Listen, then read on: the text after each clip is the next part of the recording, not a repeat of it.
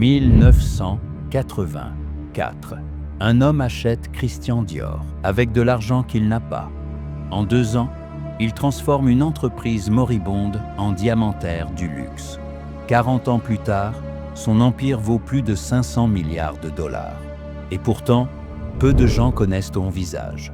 Pourquoi Bernard Arnault, l'homme le plus riche du monde à plusieurs reprises, n'a-t-il jamais cherché la lumière? Et comment un ingénieur discret du Nord a-t-il pris le contrôle du luxe mondial? Roubaix, une ville grise, industrielle, posée dans la ceinture de rouille du nord de la France.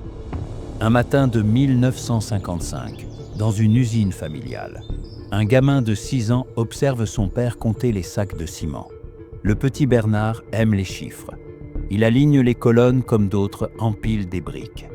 Il étudie ensuite le génie civil et intègre l'école polytechnique. Même discipline, même silence. À 25 ans, il travaille dans l'entreprise de son père, Ferré-Savinel. Rien d'extraordinaire. Un costume mal taillé, une calculatrice et une obsession silencieuse. Comprendre où dort la valeur. 1978. Bernard devient président-directeur général familial. La construction industrielle décline. Il a une idée folle. Vendre tout ce que l'usine possède de tangible pour investir dans le rêve. Son père le regarde, perplexe. « Tu veux troquer les briques contre des sacs à main? Pas n'importe lesquels, les bons. » 2 ans plus tard, il s'envole pour la Floride. Climat chaud, golf partout, opportunités immobilières. Mais quand la France impose un impôt sur la fortune, il comprend. Le vrai luxe, c'est de ne dépendre de personne. Ce voyage plante la graine. L'immobilier lui apprend la patience, le risque, la manière de lire les humeurs du marché. Mais il lui manque une scène, un théâtre où chaque geste, chaque matière, puisse valoir une fortune. 1984. Paris. Un vieil empire textile français, Boussac-Saint-Frère, est en faillite. 9000 employés, des couches jetables, des draps et une marque oubliée, Christian Dior. Les banques refusent d'investir, trop risqué, trop poussiéreux. Puis surgit ce provincial de Roubaix. 35 ans, costume beige, ton monocorde. Les hauts fonctionnaires du ministère de l'Industrie l'ignorent. Erreur fatale. Arnault propose 60 millions de dollars pour tout racheter. Mais il n'en possède que 15. Il convainc la banque Lazare Frères de prêter le reste. Un pari à effet de levier quasi américain. Dans la salle de réunion, il reste silencieux. Les banquiers demandent pourquoi racheter un groupe moribond. Parce qu'il y a un trésor à l'intérieur. Personne ne comprend. 2 ans plus tard, le trésor explose. Il licencie 9000 personnes. Il revend toutes les filiales non rentables, les couches, le textile, les journaux. Il ne garde que Dior et le bon marché. La presse le surnomme « The Terminator », un sobriquet qu'il n'a jamais contesté. Parce qu'en vérité, il ne détruit rien. Il taille dans la pierre pour révéler la sculpture. En 1986, son holding est devenu 20 fois plus riche qu'en 84. Un jeu d'échecs parfait. Il a transformé 15 millions en 500 millions. Mais son obsession grandit. Dior ne lui suffit plus. Il veut bâtir un empire. Et dans le viseur, LVMH. À l'époque, LVMH vient de naître d'une fusion entre Louis Vuitton et Moet Hennessy. 2 familles puissantes, 2 égos géants. L'un des présidents, Henri Racamier, croit tenir la barre. L'autre, Alain Chevalier, le défie. Personne ne voit arriver le 3e joueur. Discret, patient. Dans les couloirs, un employé chuchote. Ce type du Nord, il ne parle pas, mais il achète. Arnault commence à acheter action après action, sous le radar. Il utilise des holdings, des swaps, des alliés invisibles. Personne ne sait à quel point il avance. 3 mois plus tard, il contrôle déjà 25% du capital. Et ce n'est que le début. Prochaine étape, la guerre la plus féroce du luxe français. Les journaux parlent de l'homme invisible. Mais dans son bureau, Arnaud fixe un graphique.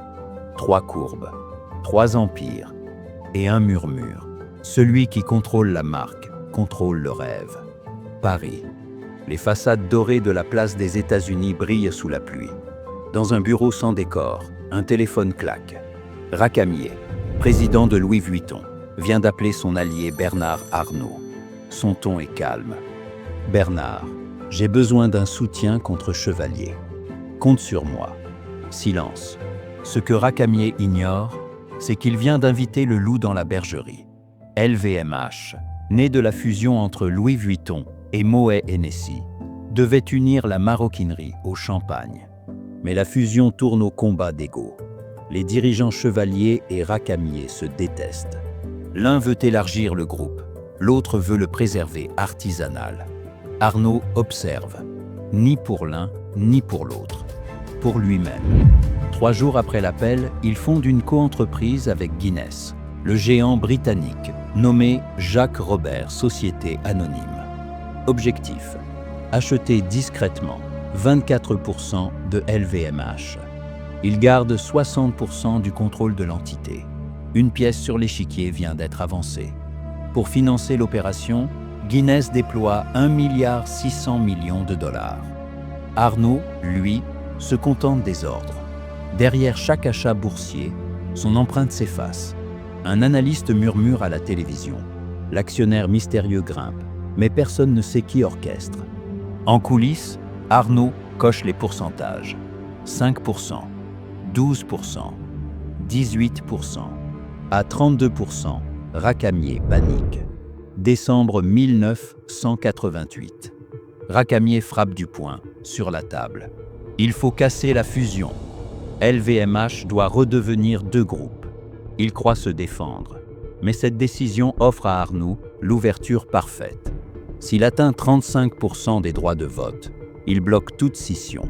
Et ce soir-là, il se promet de le faire, avant janvier. Il verrouille son bureau. Appelle Lazare. Préparez 500 millions. Je veux tout racheter. Entre Noël et le Nouvel An 1988, les écrans du parquet de Paris clignotent. Les titres LVMH s'envolent. Derrière chaque ordre, l'ombre du Nord avance. Mais enfin, qui achète tout ça ? Demande un courtier. Un client discret, très discret. Le 6 janvier, Arnaud détient 43,5% des actions et 35% des droits de vote. Ligne franchie. LVMH ne peut plus être démantelé. 13 janvier 1989. Salle du conseil d'administration. Atmosphère de velours tendu. Stylo serré. Respiration contenue. Les votes tombent 1 à 1. Unanimité. Bernard Arnault est nommé président du directoire. Silence. Puis un applaudissement isolé. Chevalier serre les dents. Racamier baisse les yeux. Le loup vient de gagner. Dans les journaux du lendemain, un jeune inconnu de 39 ans s'empare du royaume du luxe. Arnaud contrôle désormais le champagne, les sacs à main et les parfums. Il détient Dior, Moet, Vuitton, Hennessy, le triptyque parfait, créativité, fête, prestige. Et il vient d'inventer un nouveau genre d'empire, le conglomérat du rêve. Cette victoire ne s'accompagne d'aucun sourire. Dans le hall de LVMH, un journaliste lui tend un micro. « Monsieur Arnault, vous ressentez quoi ?» Du travail. Pas de triomphe, pas de discours. Seulement l'image d'un homme qui sait déjà que chaque succès est un chantier. Il ne veut pas être une célébrité. Il veut être le patron des patrons. Au cours des 30 années suivantes, il répétera ce schéma. Discrétion, patience, contrôle. Mais avec une différence, désormais, ce n'est plus un chasseur, c'est une machine. Après LVMH, tout aurait pu s'arrêter là. Mais Bernard Arnault n'a jamais voulu être simplement riche. Il veut posséder le luxe comme d'autres possèdent le pétrole.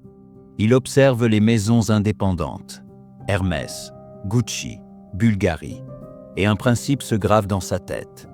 Ce n'est pas l'art que j'achète, c'est le temps. Étape 1. Identifier une maison prestigieuse, souvent familiale. Étape 2. Acheter en silence. Étape 3. Attendre qu'elle panique.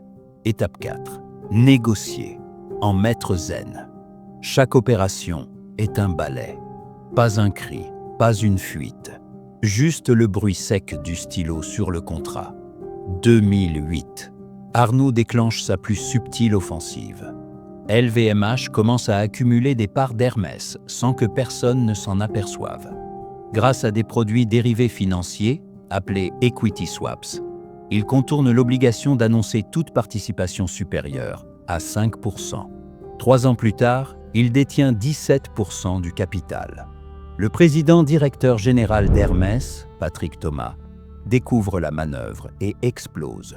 C'est une offre publique d'achat de l'ombre, non chevaleresque. Les familles Dumas et Guérand répliquent. Elles fusionnent leurs actions dans un holding indestructible baptisé H51, verrouillé pour 20 ans. En 2014, LVMH abandonne la bataille. Arnaud vend sa participation, retombe à 8,5%. Mais alors que tout le monde parle de défaite, les analystes découvrent la vérité. 5 milliards de dollars de profit net. Même quand il perd, il gagne. Et avec ce même argent, il finance le rachat complet de Christian Dior Couture. La boucle de 1984 se referme. Fin des années 1990. Gucci attire tous les regards. Arnaud achète discrètement 34% du groupe italien. Le président Domenico De Sole le prend mal. Cette intrusion n'est pas la bienvenue. Le directeur artistique Tom Ford entre dans la bataille, flamboyant. François Pinault, alors rival français, surgit comme chevalier blanc. Il rachète les parts et prend le contrôle. Gucci échappe à Arnaud et tombe dans les bras de Kering. Mais en 2001, LVMH revend sa part. Gain, 760 millions d'euros. Encore une défaite rentable. Pas tous les rachats sont hostiles. Certains viennent à lui, fascinés par sa stabilité. Bulgarie, en 2011. LVMH achète le joaillier pour 3,7 milliards d'euros. La famille italienne devient le deuxième actionnaire familial du groupe. Bernard dit alors « Dans le luxe, on ne rachète pas des entreprises, on adopte des familles. » 2 ans plus tard, Loro Piana, l'empire du Cachemire, rejoint LVMH. Le loup en Cachemire sourit enfin. 2019. Plus grande acquisition de marque de luxe jamais réalisée. 16,2 milliards de dollars pour Tiffany & Company. Mais quand la pandémie frappe, Arnaud stoppe net. Ses juristes affirment que Tiffany a mal géré la crise. Tout le monde crie au scandale. Mais en 2020, l'accord est renégocié à 15,8 milliards. Gain immédiat. Près d'un demi-milliard d'économies.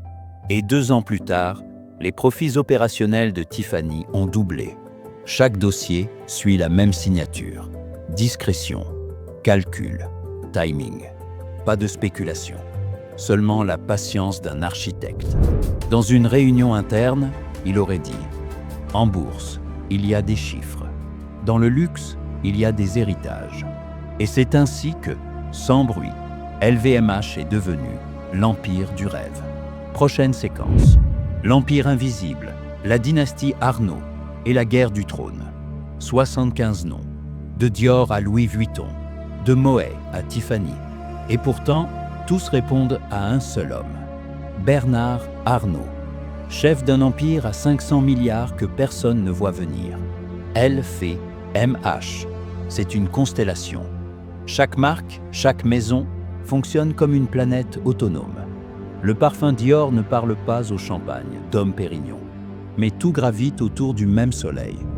215 000 employés, 75 maisons, 6 secteurs et une marge d'exploitation de 30%. Pas de centralisation étouffante, juste une main invisible, ferme mais élégante. Si vous contrôlez vos usines, vous contrôlez votre qualité. Chaque métier est différent, même discipline. La créativité est totale au front. La rigueur militaire au bac. Une valise Vuitton passe 3 semaines dans une machine de torture avant d'être vendue. Un sac peut être rejeté pour un seul point de couture. Le secret de la rentabilité. L'obsession du détail. Sous le vernis du luxe, c'est une forteresse familiale. Les 5 enfants Arnault gouvernent déjà les marques principales. Delphine pour Dior, Antoine pour Loro Piana, Alexandre chez Tiffany, Frédéric chez TAGER, Jean chez Louis Vuitton. La holding familiale Agache a été transformée en société en commandite en 2022. Traduction. Impossible de perdre le contrôle, même dans 100 ans. Le luxe, c'est l'héritage du futur. La presse internationale parie. Les rumeurs courent. Delphine, stratégique, discipliné. Alexandre, brillant, déjà new-yorkais. Personne ne sait qui succédera. Et Bernard, réélu président du groupe. Il peut rester jusqu'à 80 ans. Le roi n'est pas pressé de céder sa couronne. Sur les écrans de la bourse, LVMH se classe 15e entreprise mondiale. La seule non technologique du top 15. Apple code du silicium. Arnault sculpte du symbole. Il ne vend pas un produit. Il vend une promesse. L'éternité. Le luxe, dit-il souvent, n'a pas besoin d'aller plus vite. Il doit durer plus longtemps. Son empire vaut aujourd'hui plus de 500 milliards de dollars. Mais il reste invisible. Pas de tweet, pas de show. LVMH préfère parler au silence des vitrines. Les géants de la technologie vendent du futur. Arnault vend le présent parfait. Sur 75 maisons, aucune ne trahit l'autre. Toutes partagent la même pulsation, la patience. Depuis 1984, il a transformé 15 millions de dollars en 500 milliards. Un rendement qu'aucune start-up n'oserait rêver. Et tout cela sans jamais lever la voix. La discrétion, c'est le dernier luxe. Roubaix, 1955. Un enfant observait son père compter des briques. Paris, aujourd'hui. Ce même enfant compte des empires. Le secret, il ne fabrique pas du luxe. Il fabrique du temps. Bernard Arnault. L'homme à 500 milliards que personne ne connaît.